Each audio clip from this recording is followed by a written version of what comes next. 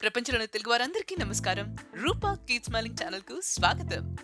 ఈ రోజు నా పాకశాల ఒక ప్రయోగశాల సెగ్మెంట్ లో నాన్ వెజ్ ప్రియులకు ఎంతో ఇష్టమైన చికెన్ దమ్ బిర్యానీ చాలా ఈజీగా, అలాగే లజీజా బిర్యానీ మసాలా ఇంతకు ముందు చెప్పినట్లు దాన్ని యూజ్ చేసి ఎంత చక్కగా మనం ఈజీగా బిర్యానీ చేసుకోవచ్చో నా స్టైల్ ఏంటో మీకు చూపిస్తాను.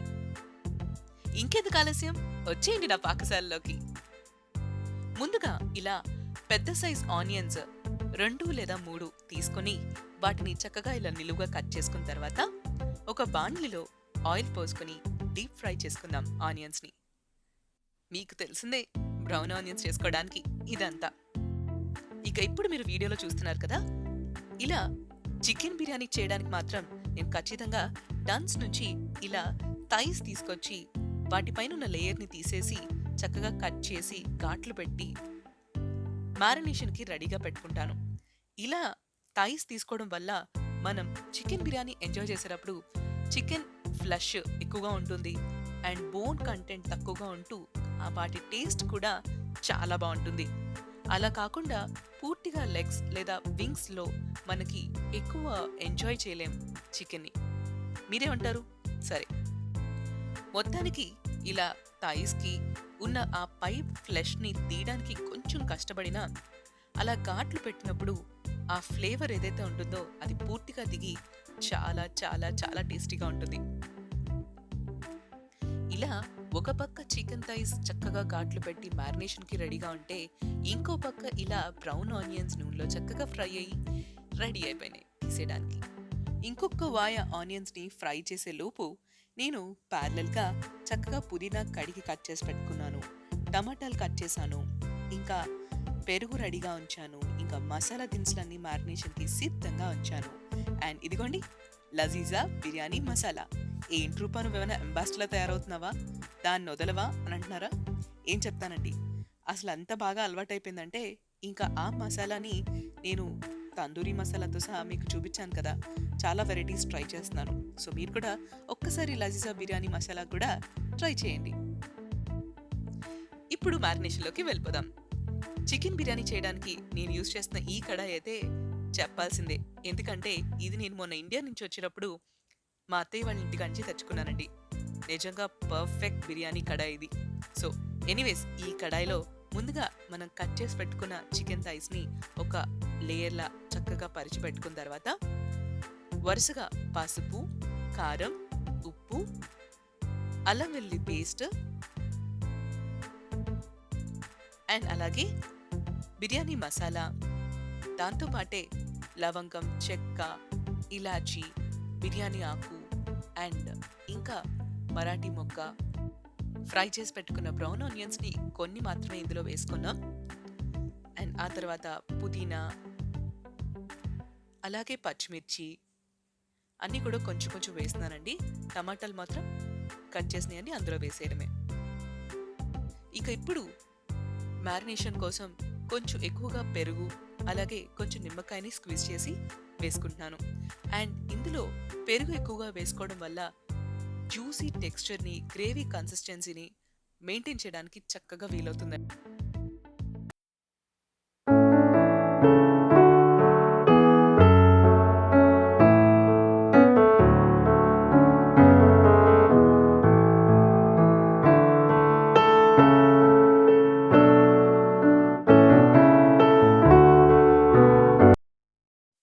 ఇక ఇప్పుడు మన చేతులతో కలపడమే ఆలస్యం. చక్కగా కలిపి మ్యారినేషన్ చేసి పక్కన పెట్టుకుంటే మనకి బిర్యానీ రెడీ చేసుకోవడం చాలా ఈజీ అయిపోతుంది.